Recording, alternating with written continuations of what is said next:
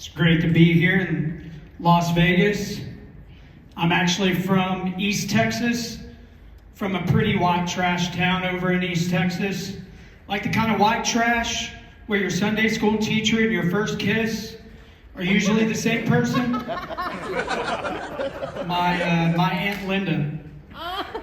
So, I grew up pretty white trash around that area. I was raised by a single mom for the first 5 years of my life. We grew up in government apartments, okay?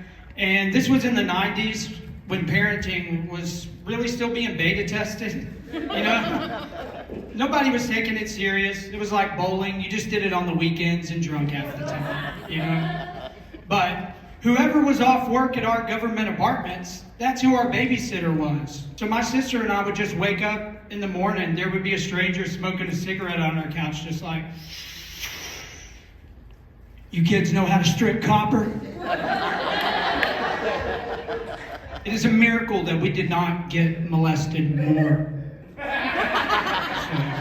could have been a lot worse. I'm still pretty white trash. I've grown out of it some, but it still lives inside of me. You know, like anytime I have sex with my wife, her credit score goes down. That kind of white trash.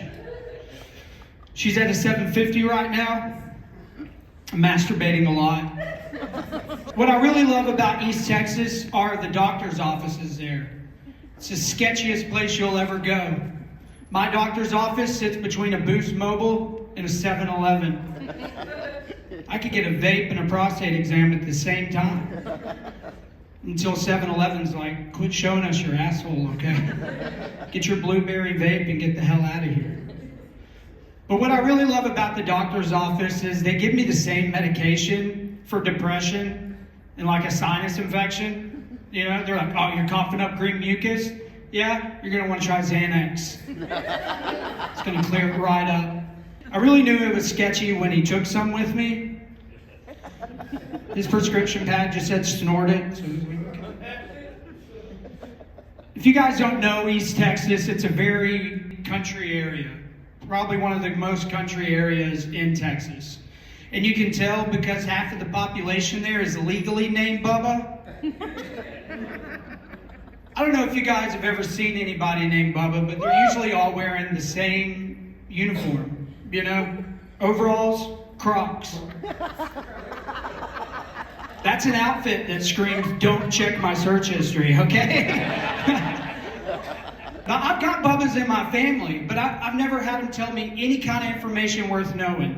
Not once. They've never been like, "Hey, Michael, come here. Here's what you want to know about Roth IRA." I've had them send me a picture of a shit they took. And that is why there's no CEOs named Bubba. So tell me this, you get on a plane and you sit down and you hear, "This is your Captain Bubba." Right? That plane will end upside down. And then you just hear, "Ding, thank you for flying Spirit."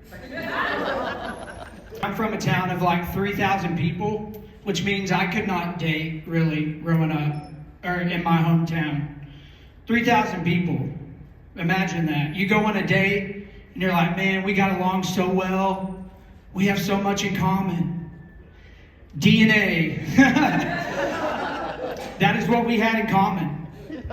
Probably a meemaw, if I'm guessing. But I still fingered her anyways because I'm a Christian. And my parents raised me right. I got picked on a lot in high school and middle school and all that around that area because I look like this. I look like if Peter Pan played drums for Fall Out Boy. So, but kids would pick on me all the time for the weirdest things. Like I was in theater and band and all that, and all the jocks and the kids would call me gay for playing saxophone.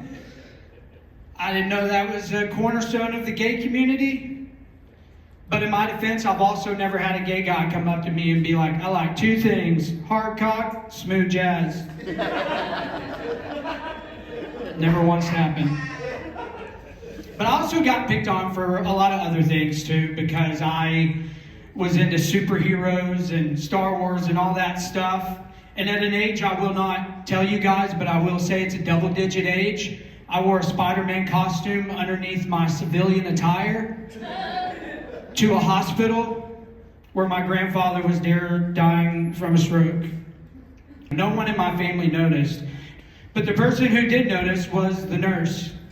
She walked in just like Mr. and Mrs. Morgan. We had the lappers.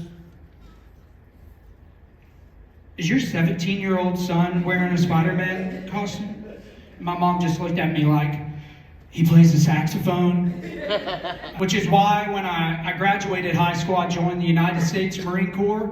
I heard that we had some other veterans in here. Just so you guys know, that's why I did it right there. I love the appreciation. I feed on it in the 10% off at Subway. I could say I would die for a foot-long sandwich. But I went to the Marines, not for any patriotic reasons, but because I was like, it's going to make me a man. It's going to toughen me up. I'm going to go somewhere no one can ever call me gay again. I went to the gayest place on earth. Immediately when I got there, they were like, all right, Morgan, go ahead and strip your clothes down. Get in this weird conga line of 45 other naked men that they call nut to butt. I don't have to paint you a picture, but I will, just so you know. You're like this, and it's just like a weird version of human centipede. And you're all praying the same prayer. God, if you're real, please don't let me get hard.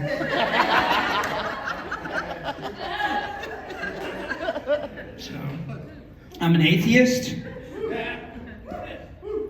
Lost my faith in God that day, actually.